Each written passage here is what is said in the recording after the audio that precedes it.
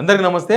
హైడ్రా నిన్నమున్న అక్కడ బాచ్పల్లిలోనో నార్సింగిలోనో మణికొండలోనో కొంత డబ్బులు ఉన్నవాళ్ళు కనీసం ఒక 10-11 కోట్లు 15 కోట్లు ఖర్చు పెట్టి కట్టిన అపార్ట్మెంట్ని కూలగొట్టిండ్రు. ఇప్పుడు అది అయిపోయింది. సామాన్య జనానికి చాలా దగ్గరగా వచ్చేసింది హైడ్రా. ఎట్లొచ్చిందో చూపిస్తా చూడండి. ఇప్పుడు హైదరాబాద్లో ఉన్న లక్షల ఫ్యామిలీస్ ఏం చేయాలనేది డిసైడ్ చేసుకోండి. ఈయన రంగనాథ్ హైడ్రా కమిషనర్ ఐపీఎస్, పక్కన వి హనుమంతరావు గారు ఉన్నారు. వీళ్ళంతా అంబర్పేట నాయకులు. వీళ్ళందరూ ఎక్కడ కూర్చున్నారు తెలుసా?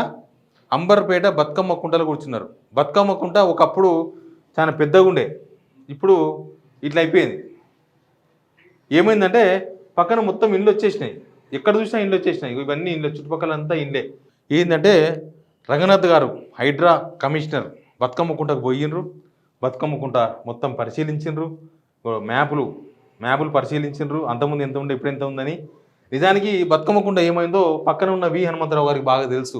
ఒకప్పుడు అది ఎన్ని ఎకరాలు ఉన్నదో కానీ ఇప్పుడు ఎకర కూడా లేదు. అది గజాలకు వచ్చి ఉంటుంది నాకు తెలిసి. ఎన్ని గజాలు ఉందో, ఎకరాల్లో అయితే లేదు. అక్కడ మొత్తం పోయింది. చూపిస్తుంది ల్యాండ్ ఎట్లా ఉందో కూడా.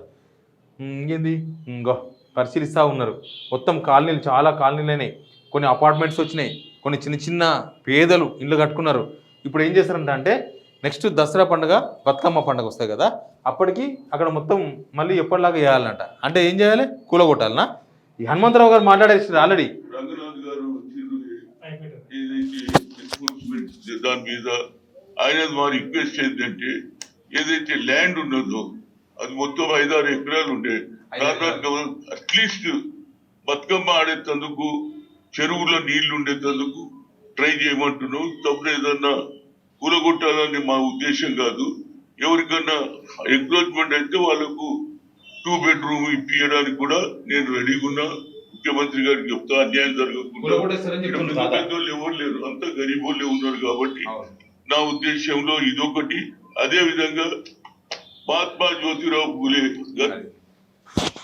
హనుమంతరావు గారు చెప్పేస్తున్నారు, కూలగొడితే మీకు డబుల్ బెడ్రూమ్ ఎవరిస్తారు? ఇల్లు లేని వాళ్ళకే దిక్కులేదు. ఆడ ఇల్లు ఉంటే ఆ ఇళ్ళను కూలగొడితే డబుల్ బెడ్రూమ్ ఇల్లు ఇస్తారంట. 5-6 ఎకరాల బతుకమ్మ కుంట ఇప్పుడు ఎంత అయింది తెలుసా? ఇంత అయింది.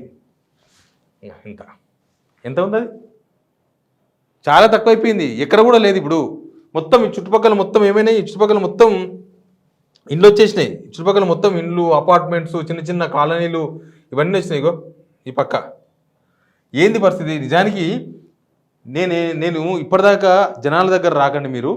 మీరేమన్నా ఉంటే పొలిటికల్ లీడర్లు, ఏ పార్టీ అయినా కావచ్చు, పొలిటికల్ లీడర్లు ఎక్కడెక్కడ ఈ ఎఫ్టీఎల్నో లేకపోతే బఫర్లనో లేకపోతే ఇంకెక్కడనో పర్మిషన్స్ లేకుండా కట్టుకున్నారో వాటిని కూల్చేయండి. ఎందుకంటే వాళ్ళు మళ్ళీ తిరిగి కొనుక్కోగలరు, తిరిగి కట్టుకోగలరు. కానీ ఈ మధ్యతరగతి జనం ఈ అపార్ట్మెంట్లలో లేకపోతే చిన్న చిన్న ఇండ్లు బ్యాంకుల్లో లోన్లు పెట్టి తీసుకుంటారు. ఇప్పుడు మొన్న అక్కడ ఒక దగ్గర చూసిన ఖానాపూర్లో అపార్ట్మెంట్లు వాళ్ళు బ్యాంకుల లోన్లు తీసుకు కట్టిర్రంట, కొనుక్కున్నారంట, కడుతున్నారు. ఇంకా బ్యాంకుల లోన్లు వచ్చేసినాయి, వీళ్ళు ఈఎంఐ కడుతున్నారు. ఆల్రెడీ అపార్ట్మెంట్ కూల్ చేసిండ్రు. దానికి హెచ్ఎండిఏ పర్మిషన్ కూడా ఉందంట. మళ్ళా కూల్ చేసిండ్రు. వాళ్ళు బ్యాంకులలో వచ్చిన తెలుసుకున్నాడికి వీళ్ళేమంటారు, మాకేం తెలుసు అంటారు. లేదు మీరు కట్టాల్సిందే, మాకు సంబంధం లేదని చెప్పి ఆ కస్టమర్లకు చెప్తున్నారు బ్యాంకు వాళ్ళు. మీరు కట్టాల్సిందే అని. కట్టాల్సిందేనంట. రూల్స్ కూడా అట్లే ఉన్నాయి, మనకు సంబంధం లేదు. హెచ్ఎండిఏ పర్మిషన్ ఉందని కొన్నారు. ఇప్పుడు ఈడ కూడా ఈ బతుకమ్మ కుంటలో కూడా పర్మిషన్స్ లేకుండా ఎట్లుంటాయి? జిహెచ్ఎంసీ పర్మిషన్లు ఇచ్చారు. అప్పుడు ఒక ప్రభుత్వం వచ్చి పర్మిషన్లు ఇస్తుంది, ఇంకో ప్రభుత్వం వచ్చి కూలగొడుతుంది. ఒక ప్రభుత్వం వచ్చి మొత్తం హౌస్ నెంబర్లు ఇస్తుంది, ఇంకో ప్రభుత్వం వచ్చి రూల్స్ మారుస్తుంది. అదే అధికారులు. అప్పుడు పర్మిషన్ ఇచ్చింది అదే అధికారులు, ఇప్పుడు కూల్చడానికి వస్తున్నది అదే అధికారులు. ఇది ఒకతనే కాదు. ఇప్పుడు రామంతపూర్, చిన్న చెరువు, నల్ల చెరువు, పెద్ద చెరువు, ఉప్పల్, పిర్జాదిగూడ, అటు పోతే మల్కాజ్గిరి ఏరియాల, ఇటు వస్తే సరూర్ నగర్, ఇక్కడ వస్తే మీర్పేట్, అటు పోతే ఇంకా ఎక్కడెక్కడనో ఎన్నో.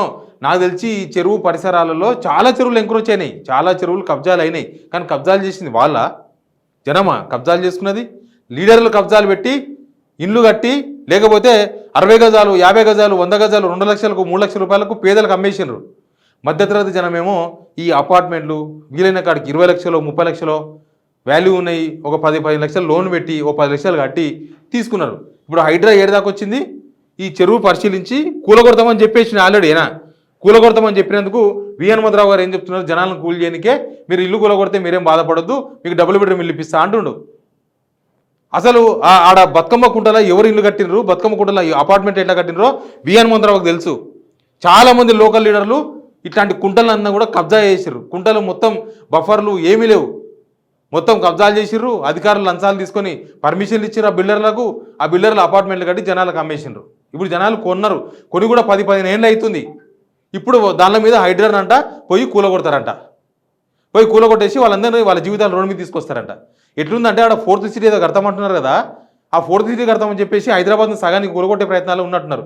లక్షల మంది రోడ్డు మీద పడతారు, లక్షల మంది. ఈ లెక్కన రంగనాథ్ గారు ఇట్లా బతుకమ్మ కుంట కొన్నట్టు ఆడ ఈడ చూసి మొత్తం ఈయన వచ్చి చూస్తాడు, ముందల వచ్చి చూసి లెక్కలు చేస్తాడు. లెక్కలు చేసిన తర్వాత పోయి స్కెచ్లు వేస్తారు, ప్లాన్ చేస్తారు ఆఫీసులో కూర్చొని.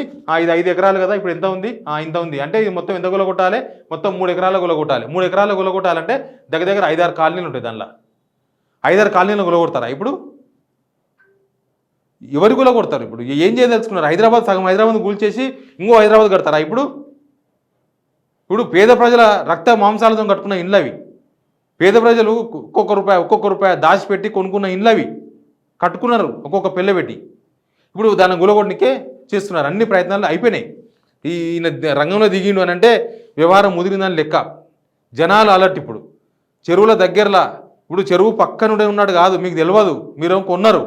ఏ బిల్డర్లో ఎవరో పైసలు ఉన్న వాళ్ళు అధికారులకు డబ్బులు పెట్టి అధికారులకు లంచాలు ఇచ్చి ఆ ఎఫ్టీఎల్ అవి లెక్కలు లేకుండా మొత్తం పూడ్చేసి మన్ను ఊడ్చి ఆడ అపార్ట్మెంట్ కట్టి ఇదే బంగారం. లేక్ వ్యూ చెరువుకు దగ్గరలో కనిపిస్తుంది. మీరు చెరువు కూడా ఆహ్లాదకరంగా ఉంటుంది వాతావరణం. లేక్ వ్యూ అంటే చెరువును చూస్తూ ఉండొచ్చు అని, చెరువు కనిపిస్తుంది మీకు అని అనేవరకు మనకు లేక్ వ్యూ అంటే అదే పెద్ద అదనుకుంటాం. అపార్ట్మెంట్లోకి వెళ్ళి కిటికీలోకి వెళ్ళి చెరువు కనబడంగానే అమ్మ చెరువు కూడా కనబడుతుంది అనుకుంటాం. కానీ మనం ఉన్నది చెరువులా. ఇప్పుడు వీళ్ళందరూ కూలగొట్టడానికి ప్రయత్నాలు స్టార్ట్ అయినాయి. దీనికి చైర్మన్ ఎవరో తెలుసు కదా, హైడ్రాకు సీఎం రేవంత్ రెడ్డి గారు. ఆయన ఎవరి మీద కక్షతో ఏం చేస్తున్నో అర్థమైతే లేదు. ఓలా కేసీఆర్ మీద కక్ష ఉంటే ఆయనది తీర్చుకోండి, కేటీఆర్ మీద కక్ష ఉంటే ఆయన మీద తీర్చుకోండి, ఆయన ఫామ్ హౌస్ మీద కక్ష ఉంటే ఆయన ఫామ్ హౌస్ గొలగొట్టుకోండి. జనాలకు సంబంధం లేదు. కానీ జనాల పిట్టగూలను గొలగొట్టే ప్రయత్నం చేస్తున్నారు, జనాల బతుకులను ఆగం చేసే ప్రయత్నం చేస్తున్నారు. ఇంకా మెల్లగా బతుకమ్మ కుంట దాకా వచ్చిండి నేను రంగనాథ్. ఇంకా మెల్లగా ఉప్పలు, పిర్జాదిగూడ, మల్కాజ్గిరి, తార్నాక, అటు లాలాపేటు, లాలాగూడ, అట్లా మెల్లగా మేడ్చెలు, షామీర్పేటు మొత్తం మధ్యతరగతి జనమే. గుర్తుపెట్టుకోండి. ఒక్క బాచుపల్లి తర్వాత నార్సింగి ఈ ఏరియాలో చెరువుల్లో ఉన్నదంతా కూడా పెద్ద పెద్ద డబ్బులు నోళ్ళు ఉండొచ్చు. కానీ ఈ మొత్తం 70% 80% ఈ చెరువుల దగ్గర కొనుక్కున్నదంతా కూడా పేదలు, మధ్యతరగతి వాళ్ళే.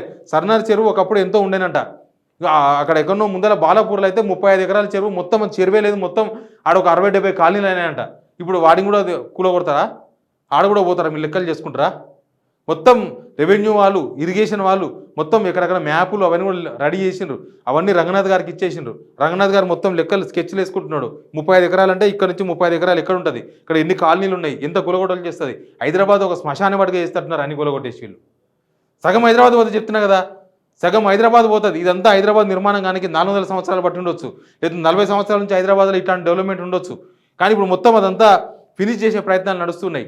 మీరు 4th ఎస్టేట్ కట్టుకోండి, 4th హైదరాబాద్ కట్టుకోండి, ఇబ్బంది లేదు, మంచిదే హైదరాబాద్ డెవలప్ అయితే. కానీ ఈ మధ్యతరగతి ప్రజల దగ్గరకు వస్తున్నారు. మధ్యతరగతి ప్రజల ఇల్లు కూలగొడితే ఆ పాపం ఉత్తగపోదు, ఉసురు తాగుతుంది. ఎందుకంటే వాళ్ళ జీవిత కాలంలో కష్టపడి ఒక ఇల్లు కొనుక్కున్నారు. ఆ ఇల్లు కూలగొడితే మాత్రం ఆ పాపం ఉత్తగపోదు మీ మీదకి. బట్ జనాలకు చెప్తున్నా, మీరు అలర్ట్గా ఉండండి. గవర్నమెంట్ మీరు మీ మంత్రులు, మీ ఎమ్మెల్యేలు కబ్జాలు చేసిన ఏరియాలు చాలా ఉన్నాయి కదా. నేను ప్రత్యక్షంగా చూపిస్తే కదా, పొంగులేటి శ్రీనివాసరెడ్డిది, ఆయన ఎవరు చెన్నూరు ఎమ్మెల్యే వివేక్ వెంకటస్వామిది, తర్వాత చాలామంది యూట్యూబ్ ఛానల్స్లో చాలా వచ్చినాయి. మహేందర్ రెడ్డి అయితే మొత్తం ద్వీపకల్పంలో లాగుంది, అది మొత్తం నడి చెరువులో కట్టుకున్నాడు. తిరుపతి రెడ్డి రేవంత్ రెడ్డి వల్ల సొంత అన్న మొత్తం రాయదుర్గం చెరువు బ్యాక్ సైడ్ మొత్తం దగ్గర ఒక 1000-1500 గజాల ఇల్లు కట్టుకున్నాడు. 2 నెలల క్రితమే 300 గజాలు ఆడ కన్స్ట్రక్షన్ చేసిన వాళ్ళ తమ్ముడు, వాళ్ళ అన్న తిరుపతి రెడ్డి. ఆడ పార్కింగ్, సెక్యూరిటీ రూమ్ పెట్టుకున్నాడు. అట్లాంటివి కూడా కొట్టుకోండి, మీకు ఇబ్బంది లేదు. మీకు 10 ఇల్లు ఉంటాయి, ఒక ఇల్లు ఊలిపోతే ఏం ప్రాబ్లం లేదు. ఒక ఇల్లు పోగొట్టుకుంటే మీరు ఇంకో ఇల్లు కట్టుకోగలరు ఏనో దగ్గర, మళ్ళీ చేస్తారు మీరు. కానీ పేద ప్రజలు జీవితంలో ఒకటే ఇల్లు, మళ్ళీ 2వ ఇల్లు కొనడం అర్థం కాదు. కాబట్టి రంగనాథ్ గారు, మీరు చెరువు తిరుగుతున్నారు, కానీ మా పేదలు, మా మధ్యతరగతి గుండెలు మాత్రం చెరువులు చేయకండి. వాళ్ళ ఇల్లు ఊలిపోతే, వాళ్ళు బజార్ను పడితే ఆ పాపం మాత్రం ఉత్తగబోదు.